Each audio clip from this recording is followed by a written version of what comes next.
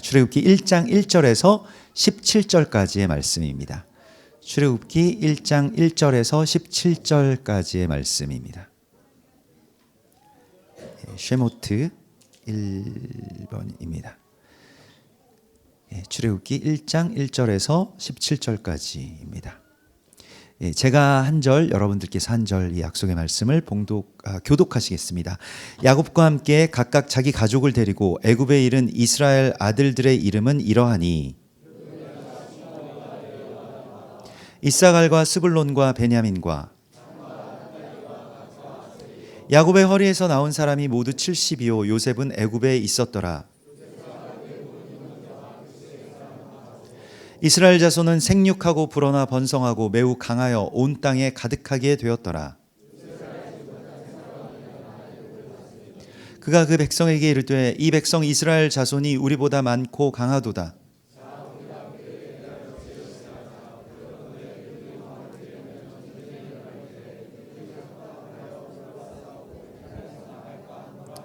감독들을 그들 위에 세우고 그들에게 무거운 짐을 지워 괴롭게 하여 그들에게 바로를 위하여 국고성 비돔과 라암셋을 건축하게 하니라.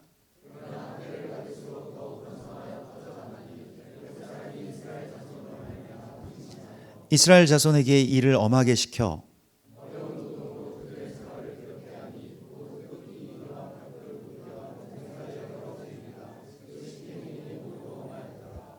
애굽 왕이 히브리 산파 시프라라 하는 사람과 부하라 하는 사람에게 말하여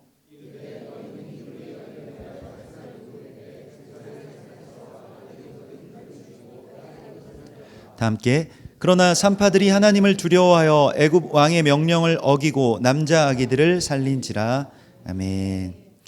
우리가 지난 1일부터 3일 동안 성경 통독 사경회를 그렇게 가졌습니다.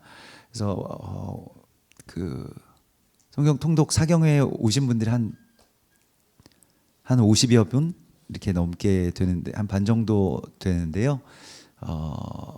오신 분들 정말 너무너무 귀한 시간들을 누렸습니다. 그래서 또 뭐 여러 가지 어떤 다른 사정들 때문에 함께하지 못하신 분들이 좀 되게 생각이 나더라고요. 이거 이렇게 좋은 거를 이게 신년부터 이렇게 말씀으로 이렇게 채울 수 있는 이 시간들이 얼마나 좋은가 이런 생각들이 들어가지고 정말 저는 그래서 내년 1월 1일부터 3일에도 우리가 성경 통독을 해야 되겠다, 성경 통독 사경회를 해야 되겠다 이런 마음이 있었는데 내년까지 갈 게 뭐가 있냐고 막 다들 내년까지는 못 기다립니다 막 이래가지고 빨리 봄에 하자 뭐 여름에 하자 뭐 이렇게 굉장히 되게 막 말씀을 읽고 싶으셔가지고요. 그래서 이게 뭐냐면은 아무 생각 없이 그냥 말씀을 계속 읽는 겁니다. 그렇게 됐을 때 우리 안에 있는 어떤 생각의 재료들인 이 말이 이 로고스가 바뀌고요. 마치 이제 그런 환자들이 피를 이렇게 좀 투석하는 것처럼 이렇게 뭔가 이렇게 깨끗하게 정화시키는 그런 많은 어떤 다른 언어들이 내 안에 들어와서 생각을 어지럽히거든요. 사실은 생각의 재료가 말인데 그 말이 굉장히 혼돈 속에 있거나 아니면 아예 그냥 말이 없거나 공허하게 그래서 뭐 말이 없는 게 미덕도 아닙니다. 또 말이 너무 이상한 말들이 너무 많이 우리 안에 들어오기 때문에 그래서 그런 것들을 다시 새롭게 하는 그런 귀한 시간이었고요. 특별히 우리 청소년들이 많이 참석해서 사실은 청소년들이 요즘에 1시간을 버티기가 어렵다는 거예요.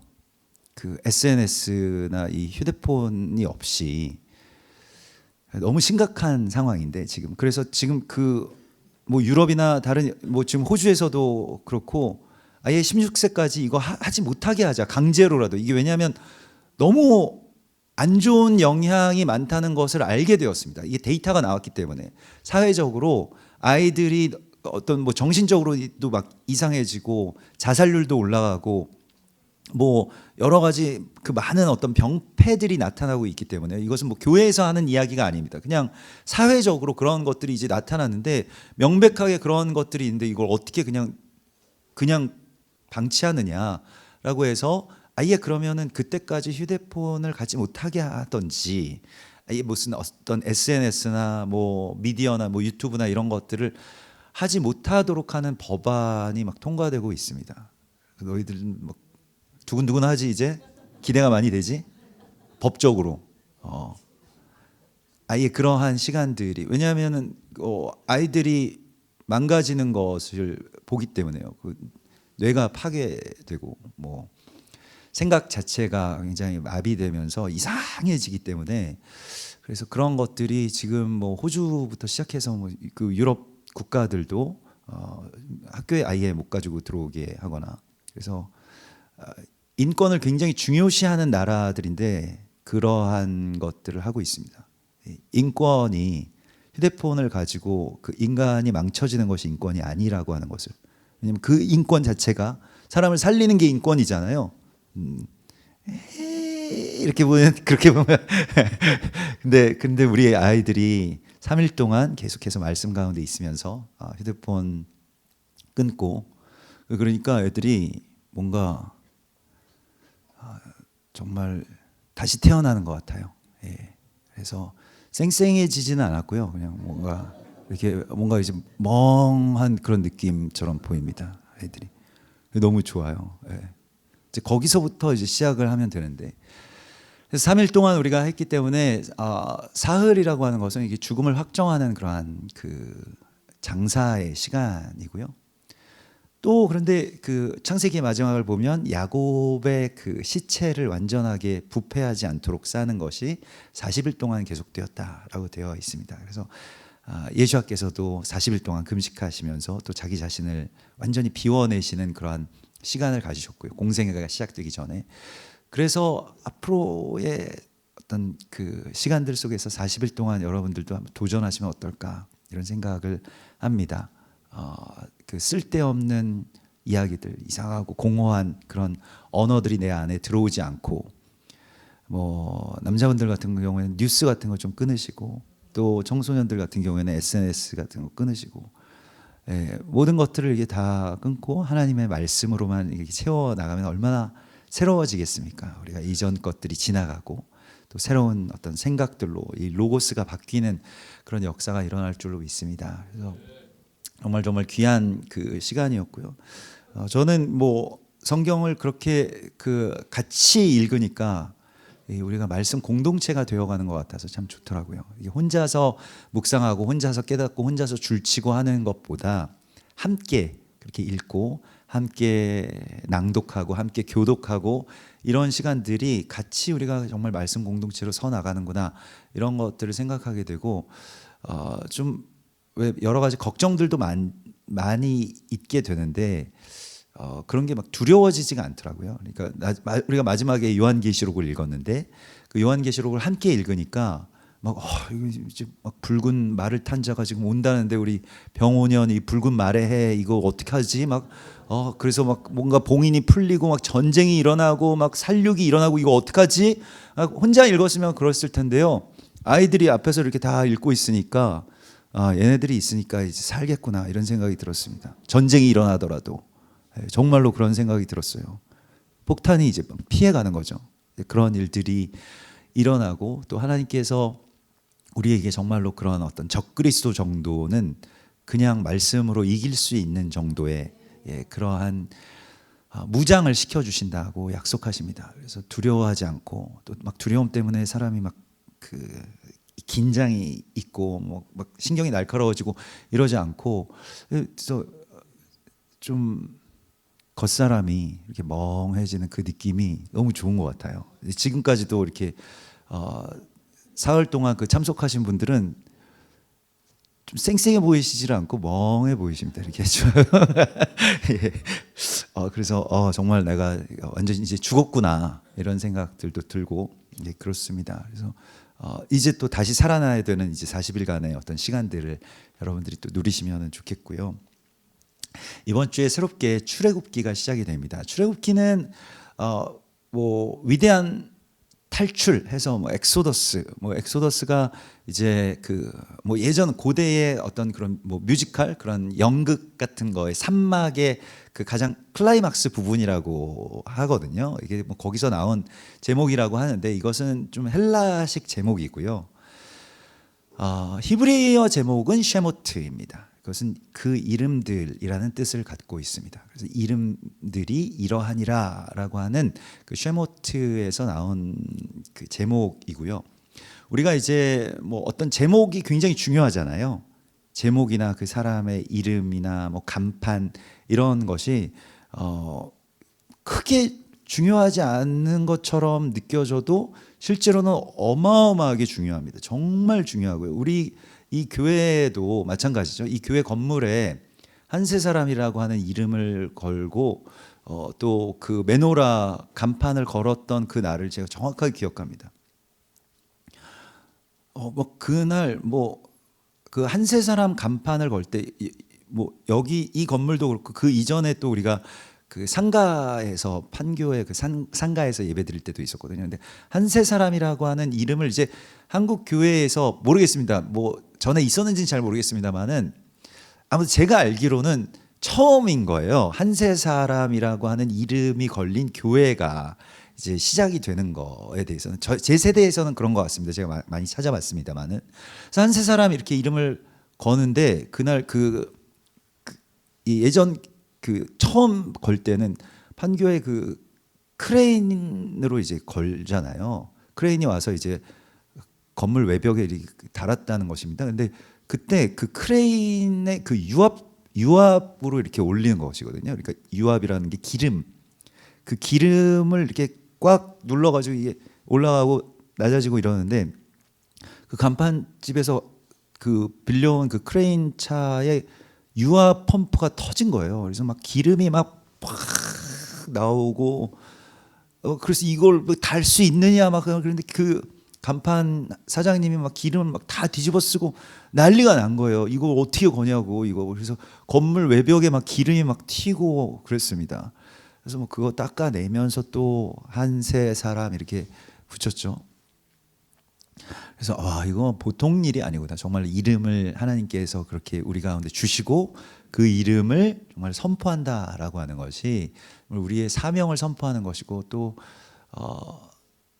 뭐 제 개인 뭐 우리의 어떤 개인적인 그런 이야기들도 있지만은 한국 교회의 또 새로운 단계에 있어서 우리가 원유맨을 선포하는 것이기 때문에 그래서 여기에서도 마찬가지였습니다. 여기는 그 비어 있는 건물이었기 때문에 비어 있는 교회 건물이었기 때문에 또 무슨 뭐 이런 그 뭐 여러 사정 때문에 교회라고 하는 이름이나 십자가를 다 내린 상태였어요. 여기가 뭔가 이렇게 뭐 하여튼 대출 받으시고 뭐 이런 것 때문에 뭐 아무튼 교회가 아니어야 된다고 그래가지고 여기가 교회 십자가 또 다 떼져 있었던 상태고 뭐 아무튼 견판도 다 없었습니다. 근데 그때 그러면 우리 한세사람 교회지 여기 들어와가지고 또 한세사람의 이름을 걸고 메노라를 올리는데 그때는 뭐 갑자기 제가 뭐 죽는 줄 약간 뭔가 이렇게 뭔가 죽을 것 같이 뭔가 이렇게 막 아프더라고요. 그래가지고 아무 뭐 먹은 것도 없는데 막 계속 토하고 그걸 보면서 막 너무 그래서 왜 그냥 하루하루의 어떤 그런 공사 가운데 하나였을 것 같은데 뭐 치우고 뭐 간판 달고 뭐 하고 이런 것들이었는데 갑자기 그때 그래가지고 이거 정말 기도가 많이 필요한 일이구나. 이게 선포구나. 이 이름을 선포한다라고 하는 것이 하나님의 사명을 선포하는 것이구나라고 하는 것을 깨닫게 되었습니다. 그래서 저 냇가에서 이렇게 이거 간판 걸리는 걸 보면서 계속 토했던 기억이 있습니다. 그래서 그게 하나님이야 뭐 그 이전의 것들을 다 이제 우리가 뭐 정말 한국 교회에서도 이렇게 다 벗어내고 이렇게 뱉어내고 또 새로운 것들을 채우시려고 하나보다라고 하는 생각이 들어가지고 근데 간판 딱 걸고 나니까 너무 괜찮더라고요. 그래서 간판 그 사장님 예전에 그 유압차 터졌던 사장님이거든요. 그래서 그분이랑 짬뽕 먹으면서 이렇게 걸어놓으니까 참 좋네요. 그러면서 또 이게 보았던 기억이 있습니다. 근데 그 이름이라고 하는 것이 여러분은 어떠십니까? 여러분들의 이름은 어떤 뜻을 갖고 있고 어떤 소망을 갖고 있나요? 누가 여러분들의 이름을 지어주셨습니까? 옆에 계신 분들 이름은 혹시 아시나요? 예, 뭐 옆에 계시니까 대부분 아실 수도 있는데 모르시는 분들은 한번 물어봐 보십시오. 아시는 분들도 한번 물어봐 보세요. 이름이 뭡니까? 한번 물어봐. 그 이름의 뜻이 뭔지 한번 물어봐 보세요. 한자로 이름이 제 이름 뜻은 뭐 빛날 희에 찬양할 찬입니다. 뭐 이렇게 무슨 희에 무슨 찬이야? 기쁠 희에 찬양찬? 기쁜 찬양할 찬? 좋다. 기쁨의 찬양을 하네. 그래서 그 이름대로 정말 되는 거거든요. 예, 그래서 이름에 그런 뜻이 있는 분들도 있고 이름이 아무튼 무슨 뜻인지 잘 모른다라고 하시는 분들도 간혹 있으세요. 그래서 왜 그런 이름을 지었는지 모르겠지만은 예전에 좀 사시는 분들은 이제 좀 비싼 이름, 뭐 장명소에서 좀 유명한 장명소에서 요즘은 장명소가 있는지는 잘 모르겠습니다. 요즘도 활동하나요, 장명소가? 예전에는 장명소에서 이름 많이 지었거든요. 저도 예전에 장명소에서 저희 집도 좀 살았기 때문에 그 당대에 유명하다는 분이 지어준 이름을 갖고 있었어요. 좀 비싼 이름. 그게 이제 기석이라고 하는 이름이었는데 일어날 기에 클석 그래가지고 크게 일어난다 이런 뜻으로 중학생 때까지 살았는데 이제 대위라는 그런 이름이 이제 예전에 어머니가 꿈꾸셨던 게 이제 태몽에서 흰 옷 입은 어떤 그 할아버지가 지붕 위에 서서 딱 글자를 써서 줬다는 거예요. 대위. 얘 이름은 대위다. 저희 어머니 이제 그 외할아버지가 군인이셨기 때문에 대위가 별로 높지 않은 계급이라는 걸 알고 계셨습니다. 그래서 대위 무슨 뭐 대장도 아니고 대위는 뭡니까? 저희 누님이 또 소령이거든요. 그러니까 그럼 소령 다음에 대위입니까? 뭐 이랬다는 거예요. 그래서 소령, 대위 뭐 이래가지고 별로 이렇게 높지도 않고 막 누나는 또 소령인데 동생은 또 대위고 이러면은 좀 약간 이상한 것 같다. 그래가지고 그냥 장명소에서 지었다는 거예요. 근데 이제 나중에 이제 알고 봤더니 나중에 이제 예수 믿고 교회에 갔는데 교회에 좀 유명한 장로님이 대위라는 이름을 갖고 계셨어요. 박대위 장로님, 박대위 교수님이셨는데 가서 물어봤답니다. 우리 아들 이름 그렇게 지으라고 했는데 왜 대위라고 하는 이름 특이하신데 뭡니까? 그랬더니 다윗이라고 하는 그 뜻을 이제 한자로 당시에는 한자가 다 있어야 되니까 다 위자가 없잖아요. 그러니까 그 대위 뭐 그전에 그때 그런 이름이 많았습니다. 뭐 사무엘은 삼열이, 다니엘은 단열이. 예. 실제로 있었어요. 그렇죠? 우리 세대는 아실 겁니다. 지금은 그냥 뭐 사무엘 뭐 이렇게 짓지만은 무슨 사무엘 뭐 무슨 다니엘 뭐 이렇게 다니엘 강 뭐 이런 사람들 있잖아요. 근데 예전에는 한자 없으면 이제 그 주민등록에 등재가 안 되기 때문에 위자를 쓸 수가 없기 때문에 대위라고 이렇게 한다고. 뭐 그렇게 한자식으로 이렇게 해서 지금까지 있는데 그때도 뭐 그래서 중학교 때 제가 이름이 민감한 시기에 그렇게 바뀌었기 때문에 주변의 친구들이 좀 뭔가 출생의 비밀이 있다. 뭔가 하여튼 뭐 좀 잘못됐다. 이런 소문들도 돌고 막 그랬었습니다. 그래서 주님께서 이 이름들에 대해서 말씀을 하시는데 그 이름에 대한 것은 하나님께서 우리를 창조하신 이유이기도 합니다. 사람을 창조하셔서 이 세상을 지키게 하셨잖아요. 그러면서 그 동산지기로서의 사명을 주십니다. 그래서 그 동산에 있는 모든 피조물들을 다 데려와서 어떤 이름을 짓는지를 보신다라고 했습니다. 그래서 창세기 2장 19절에 보면요. 여호와 하나님이 흙으로 각종 들짐승과 한번 2장 19절 띄워주실 수 있으실까요? 창세기 2장 19절. 여호와 하나님이 같이 읽어보겠습니다. 시작. 여호와 하나님이 흙으로 각종 들짐승과 공중의 각종 새를 지으시고 아담이 무엇이라고 부르나 보시려고 그에게로 이끌어 가시니 아담이 각 생물을 부르는 것이 곧 그 이름이 되었더라. 아멘. 그래서 각 생물의 이름을 부르는 것이 곧 그 이름이 되었다라고 하는 것이요. 이게 우리의 사명입니다. 어떤 존재의 이름을 불러준다라고 하는 것은 그것에 대해서 우리가 그 하나님이 창조하신 그 존재를 받아들이는 것이고요. 우리 방식대로 인정하는 것이고요. 또한 그것을 깨닫는 길이라고 말씀하시고 있는 것입니다. 그래서 이름을 불러주는 것이 정말 정말 중요하고, 요즘에도 교과서에 그 시가 있나요? 김춘수님의 꽃 있어? 읽어봤어? 알고 있어? 그래요. 우리 홈스쿨러들은 모르지? 교과서를 안 봤으니까. 꽃이라고 하는 시가 있는데 교과서에 한번 우리 띄워봐 주실까요? 예, 너무 멋있는 시죠. 내가 그의 이름을 불러주기 전에는 그는 다만 하나의 몸짓에 지나지 않았다. 내가 그의 이름을 불러주었을 때 그는 나에게로 와서 꽃이 되었다. 내가 그의 이름을 불러준 것처럼 나의 이 빛깔과 향기에 알맞은 누가 나의 이름을 불러다오. 그에게로 가서 나도 그의 꽃이 되고 싶다. 우리들은 모두 무엇이 되고 싶다. 너는 나에게, 나는 너에게 잊혀지지 않는 하나의 눈짓이 되고 싶다. 너무 좋은 시죠. 정말 철학적인 그런 시고, 교과서에 그러고 나서 막 자기 좋아하는 사람 이름 이렇게 써놓고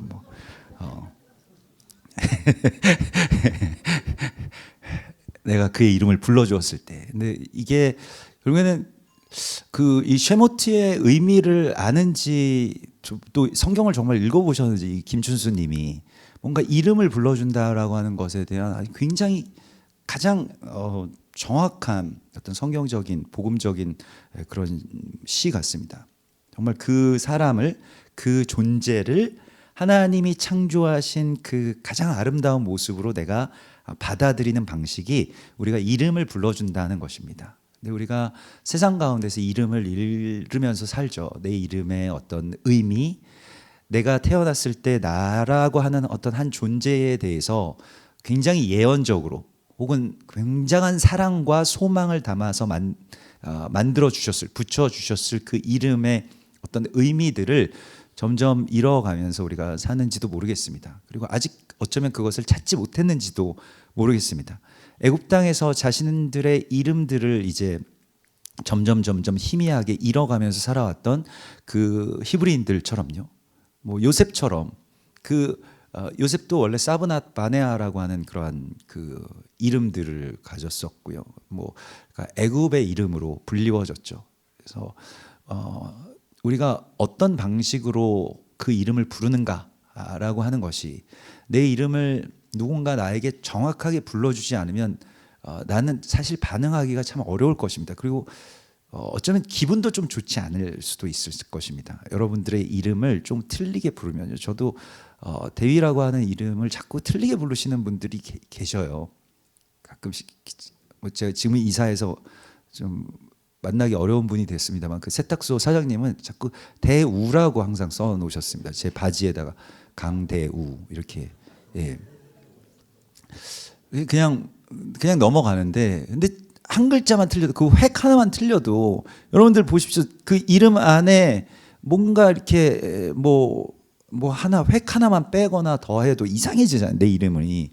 그래서 항상 고쳐주시지 않습니까? 거기에 대해서 저 이름 그 이름 아니에요라고 고쳐주시지 않습니까? 그래서 그냥 발음되는 대로 우리도 이렇게 발음하다가 이름이 이런 것이었구나, 죄송합니다, 이렇게 이야기를 하는 것처럼요. 그래서 그 이름을, 또 나에게 붙여진 그 이름을 부르고 또한 그것을 지켜나간다라고 하는 것이, 다시 그것을 또한 되찾는다라고 하는 것이 구원의 이야기라고 하는 것을 성경은 우리에게 말씀을 하시고 있습니다. 단순히 그냥 우리가 애굽 땅에서 위대한 탈출을 했다라고 해서 출애굽이 끝나고 완성되는 것이 아니고, 사실 거기서 시작이죠. 그러니까 항상 이것은 이제 우리의 구원과도 깊은 관계가 있습니다. 우리가 구원을 받았다라고 하는 것은 그냥 예수 믿고 구원이 시작이 된 것이 정확하게 표현하자면 맞지, 거기서 구원이 완성되고 끝난 이야기는 아닙니다. 애굽 땅에서 빠져나오면 자연스럽게 그냥 바로 거기가 가나안 땅이었나요? 또 가나안 땅으로, 약속의 땅으로 들어간다고 해서 그 약속의 땅이 완전히 젖과 꿀이 흐르는 땅의 어떤 낙원이었을까요? 그렇지 않습니다.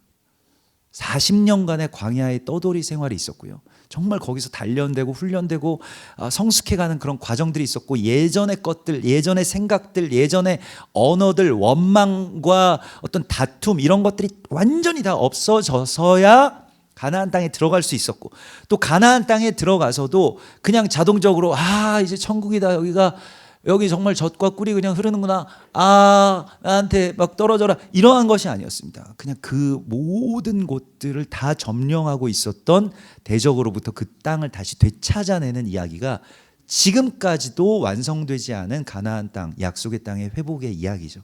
아직도 그 땅은 완전한 하나님의 나라로 회복되지 못했습니다. 계속 다툼이 있고요.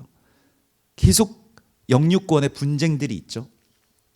예루살렘에 가보시면 예루살렘의 그 쿼터들이 있습니다. 그러니까 그 오랜 역사 중에서 예루살렘이 다 욕망의 대상이 되었기 때문에 모든 제국들, 그러니까 이 요르단 국왕이 그쪽 감람산 그 꼭대기에, 원래 예전 또 요르단이 이 이스라엘 점령했던 때가 있잖아요. 예루살렘 점령했던 때가 있기 때문에 감람산 꼭대기에 있는 그 호텔은 또 요르단 국왕 소유예요. 그래서 세븐 아치 호텔이라고 하는 그 호텔은 또 이게 이스라엘 소유가 아닙니다.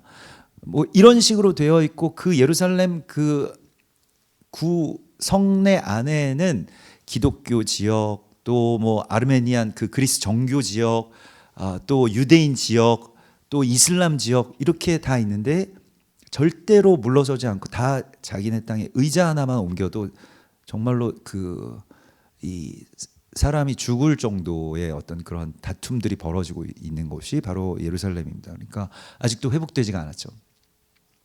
그것은 누구의 소유도 아닌 하나님의 땅이고 하나님의 성소이고 열방의 성소이기 때문에 그렇습니다. 그래서 이게 무슬림들에게도 이게 그런 자기네들 성지로 그렇게 불려지고 있고, 유대인들에게도 마찬가지고, 또 기독교인들에게도 역시 마찬가지죠. 그래서 거기 가보면 이게 정말로 온 열방과 이 전 세계의 그 회복이라고 하는 것이 여기가 회복돼야지 회복되는구나, 여기가 최종적인 지점이구나라고 하는 것을 그냥 체감할 수가 있습니다. 가봐야지 좀 느껴지는 것들이 굉장히 많이 있기 때문에, 또 우리가 그곳에 이제 가서 보고 또 기도하고, 통곡의 벽에서 기도하는 유대인들을 또 만나고, 또 그 모스크에서 모여서 또 그 시간마다 양탄자 펼쳐놓고 기도하는 또 무슬림들도 만나고, 또 기독교인들 그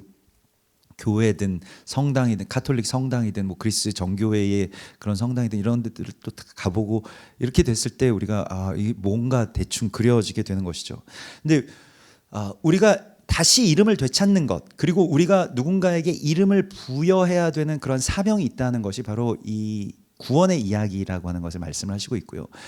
유대인들에게 있어서 하나님의 이름은 아직까지 감춰져 있습니다. 그래서 그 이름을 부르지 않죠. 부르지 못한다라고. 그래서 망령되이 일컫는 것을 주의하기 위해서 부르지 않던 것이긴 하지만은, 그럼에도 불구하고 그 이름을 아직 우리는 알지 못한다라고 하는 것이 유대인들의 기본적인 개념입니다. 그래서 하나님을 하나님이라고 부르지 않습니다. 유대인들은요. 하나님을 예전에는 주님이라고도 불렀다라고 하는데 주님이라고도 잘 부르지 않습니다.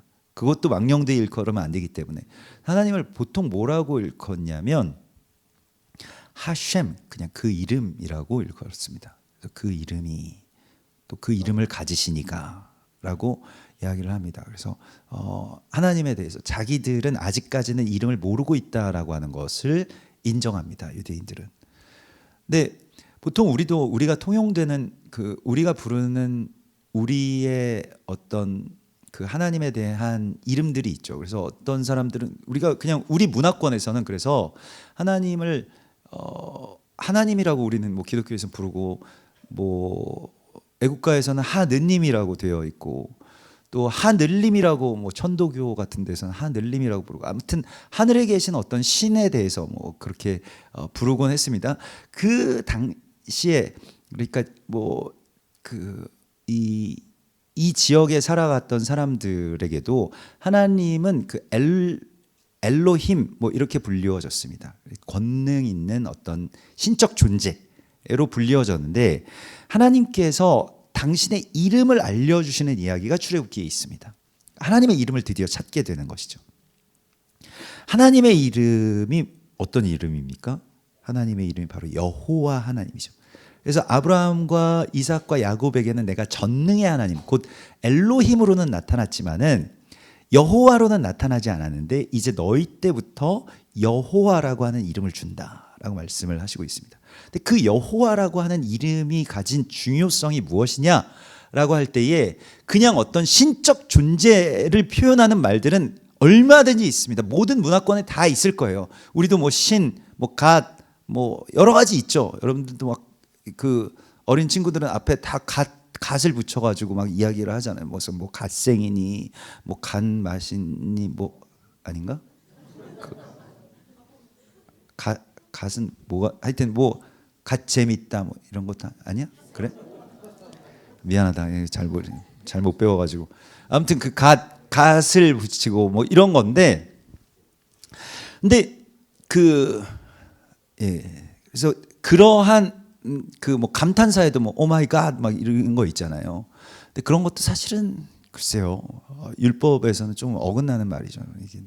하나님의 이름을 그런 뭔가 난처한 일을 만났을 때 뭐 그렇게 쓴다라고 하는 것이, 그래서 하나님의 이름을 망령되이 일컫지 말라라고 하는 말씀도 우리가 잘 알아야 되는데, 근데 하나님의 본래 하나님께서 당신의 이름을 당신이 알려주신 것이 무엇이냐면 여호와입니다. 근데 이 여호와라고 하는 이름이 어디에서 무슨 뜻이냐라고 했을 때 하나님도 그런 한자가 있으실 거 아니에요. 그 한자의 뜻이 무엇인지, 여호와 무슨 여자에 무슨 호자에 무슨 아자인가, 이것에 대하여서 말씀하신 것이 출애굽기 3장 14절입니다. 출애굽기 3장 14절에 하나님께서 같이 읽겠습니다. 하나님께서 모세에게 이르시되 나는 스스로 있는 자이니라. 또 이르시되 너는 이스라엘 자손에게 이같이 이르기를 스스로 있는 자가 나를 너희에게 보내셨다 하라.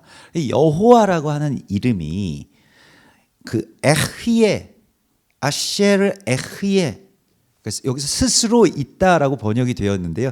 그 에흐예라고 하는 말이 우리가 지난주에 토라 포션의 제목이 그리고 그가 살았다, 바 예히잖아요. 그 예히, 뭐 하야, 에흐예, 이게 다 같은 말입니다. 살아 있다, 어떤 생기, 살았다, 존재한다, 이런 뜻입니다. 근데 나는 살아 있다, 나는 존재한다 라는 그 존재라고 하는 이름을 가지셨는데, 살아 생기라고 하는 이름을 가지셨다는 하나님이.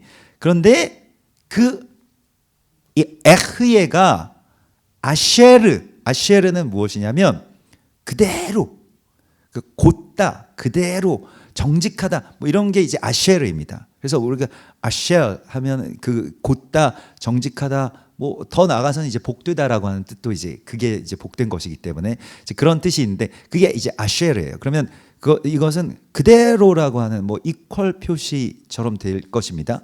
근데 하나님은 살아계신 분이신데요, 에흐예이신데 그분이 아쉐르, 그대로 에흐예, 너의 안에 살아있다는 것입니다. 하나님이 그대로, 하나님 저기 우주 끝에서 그냥 천상천하 유아독존으로 존재하시지 않고 그 하나님이 그대로 내 안에서 사신다는 것입니다. 그게 여호와 하나님입니다. 그게 임마누엘 되신 하나님의 이름이십니다.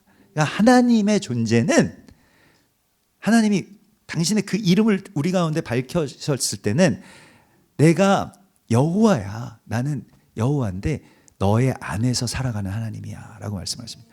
너를 통해서 살아있는 하나님이다 라고 말씀을 하십니다. 이게 구원의 이야기입니다. 하나님이 여러분 안에서 사시는 것이 구원의 이야기입니다. 그것이 구원의 완성이고요. 내가 나중에 죽어가지고 천당에 쏙 들어가는 그 무슨 예전 대입하듯이 대입 시험에 통과하면은 뭐 낙원이 펼쳐진다 이런 것처럼 그런 천국이 아니고, 하나님이 우리 안에서, 내 안에서 이제 사시게 되는 이야기, 그게 구원이라고 하는 것입니다. 그래서 여호와 하나님의 이름을 알려주신 것이 가장 중요한 이야기인 거예요. 하나님 내 안에서 사시는 것, 그게 구원이고 구원의 완성이고, 그게 하나님께서 2026년에 여러분들 안에서 이루실 이야기입니다. 여러분은요, 새해 복 많이 받지 마십시오. 새해에 복이 되십시오. 하나님이 아브라함에게 말씀하셨잖아요. 너는 복이 될지라. 그래서 복을 받는 그 단계는 이제 졸업하셔야 돼요. 예. 여러분이 복이 되시는 것입니다. 여러분을 통해서 하나님의 살아계심이 나타나는 것입니다. 그래서 모든 민족과 모든 사람들이 너로 인하여 복을 얻게 될 것이니라 이렇게 말씀을 하십니다. 예. 정말 복덩어리가 있잖아요. 우리 집에 진짜 복덩어리가 들어왔네. 막 이렇게 아기를 낳으시거나 아니면 뭐 요즘에는 그런 개념이 아니죠. 아무튼 이렇게 며느리가 들어오고 아무튼 누군가가 얘는 정말 얘 때문에 너무 우리가 복을 받는다 이런 존재가 있습니다. 바로 여러분들이 그런 복덩어리이신 것입니다. 예. 그치? 너로 인하여서 복을 받게 된다. 하나님께서 복덩어리. 아이고 우리 복덩어리. 아이고 우리 복덩어리. 이 복덩어리로 하나님께서는 우리를 이 세상 가운데 세우시는데 하나님이 우리가 복이 되려면 어떻게 하시냐면 우리 안에서 사시기 시작한다는 것입니다. 그래서 교회와 성도들이 그리스도인이라고 하는 이름을 최초로 불리워지게 된 것이 자기들이 그냥 내 이름이 이런 것이니까 우리를 그리스도인이라고 불러 그러지 않고 사람들이 계속 교회와 성도들을 나사렛파라고 불렀다는 것입니다. 나사렛파. 그런데 사도행전에 보면 우리가 사도행전 통독해가지고 기억하시는 분들이 통독해서 있을지도 모르겠는데 사도행전 11장 26절에 보면 안디옥에서 비로소 그리스도인이라 일컬음을 받게 되었더라 이렇게 되어 있습니다.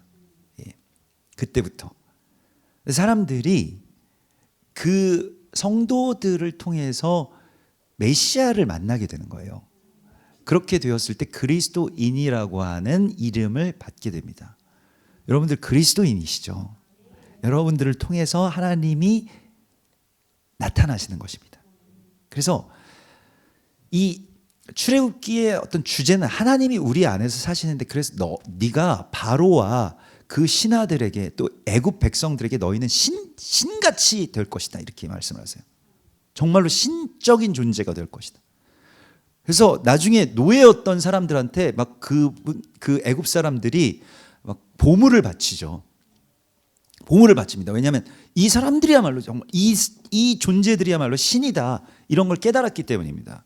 왜냐하면 그 10가지 재앙이 일어날 때 그 이스라엘 백성들이 사는 하나님의 사람들이 사는 곳만 빛이 비추었고 장자가 죽지 않았고 여러 가지의 어떤 환난 가운데서도 그 사람들만 계속 살 뿐만이 아니라 엄청나게 그 사람들 하나님이 지켜주신다는 것을 알았기 때문에 그런 역사가 일어나는 것입니다. 그래서 세상에 많은 어떤 환난들이 정말 10가지의 재앙처럼 펼쳐지는 이런 세상 가운데서 이제 여러분들은 그리스도인으로서 살아가게 될 것입니다. 하나님이 여러분들을 통해서 나타나게 되고요. 교회가 세상에 그렇게 비춰지게 되고 그렇게 서게 되는 날을 하나님께서 열어주시겠다고 말씀하십니다. 이것이 바로 그 이름을 찾는 이야기입니다. 이 이름의 이야기들 가운데서 오늘 본문에 있는 이 1장 15절에서 17절에 나오는 이 두 여자의 이름을 우리가 보게 되는데 애굽 왕이 히브리 산파 십브라라고 하는 사람과 부하라고 하는 사람에게 이르죠. 근데 당시에는 이게 제가 한 말이 아니고요. 이 구약학자 가운데서 가장 지금 세계적으로도 유명한 분 중에 하나가 그 랩슬리라고 하는 그 프린스턴 신학교의 부총장이자 구약학자가 있습니다. 근데 그분이 당시에 이 산파들은 애굽에 고용된 공무원이었다는 거예요. 그러니까 인구를 파악하고 또 그거를 통제하기 위해서 바로 왕 직속으로 산파들을 고용해서 누굴 죽이거나 아니면은 뭐 성비를 조종하거나 아니면 좀 뭔가 이렇게 좀 안 좋은 애들을 뭐 거르거나 뭐 이런 일들을 하는 그런 통제 사회였다는 것입니다. 그래서 공무원들인데 이들이 근데 이 십브라와 부하가 히브리인들이 아니고요. 여기서 그 원어를 정확하게 직역을 해보면 히브리인들을 위한 산파였다는 거예요. 히브리인들을 담당하는 공무원들이었다는 것입니다. 그 히브리인들이 그걸 하면 안 되죠. 그러면 막 다 살리거나 뭐 아무튼 자기 정에 끌리기 때문에 아예 애굽 산파들을 거기다 보내는 건데, 여기서 그래서 하 히브리옷 이렇게 되어 있는데 히브리인들을 위한 산파라고 번역하는 것이 맞는데, 거기에 대해서 그 랩슬리 교수는 이 사람들은 이집트인이었고 이집트 산파들이 여기에서 협력해서 모세가 출생하게 되는 이야기는 그 민족적인 경계와 분열의 담을 넘는 한세 사람의 핵심적인 본문이라고 주장을 하고 있습니다. 프린스턴 대학교는 굉장히 유명한 대학교입니다. 참고로 그래서 그 신학교 중에서도, 그래서 거기에서 이런 연구가 나왔다는 것도 굉장히 좋은 일이죠. 토라에서 바로 왕의 이름은 끝까지 나오지 않습니다. 그냥 바로는 그 이름이 아니에요. 왕이라는 뜻입니다.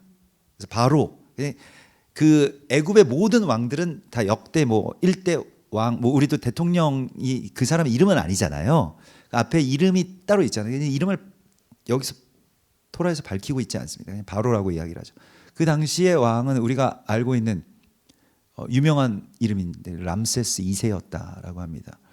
근데도 이름을 밝히지 않는데요. 그런데 정말 어떻게 보면 무명한 자 같은 그 두 여인의 이름을 밝히고 있습니다. 바로 십브라와 부아입니다.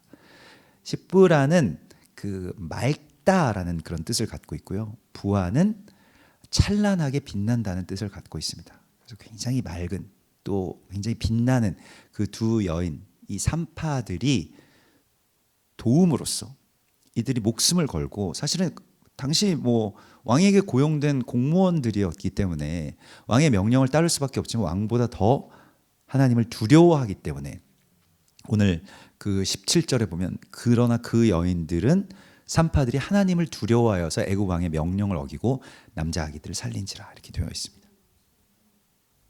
그래서 우리가 해야 될 사명이 바로 여기에 있다고 말씀하십니다. 이 산파의 사명, 생명을 살려낼 그 무명한 여인들과 같이 또한 우리가 산파의 사명을 하나님께서 우리에게 맡겨주십니다. 그래서 우리가 정말로 이스라엘을 돕고, 또 이스라엘의 교회와 성도들이 그렇게 그 생명이 나올 수 있기를 또한 돕는 그 산파의 사명이 또한 우리 교회에게, 우리가 십브라와 부아처럼 여러분들에게 있다고 하나님 말씀을 하십니다. 그래서 이 아름다운 이름을 우리에게 주시는 거예요. 십브라와 부아의 이름. 모르겠습니다. 뭐 우리가 뭐 저처럼 무슨 성경의 여러 인물들의 이름들을 가진 분들도 계시지만은 아직까지는 못 본 것 같아요. 십브라, 부아. 예.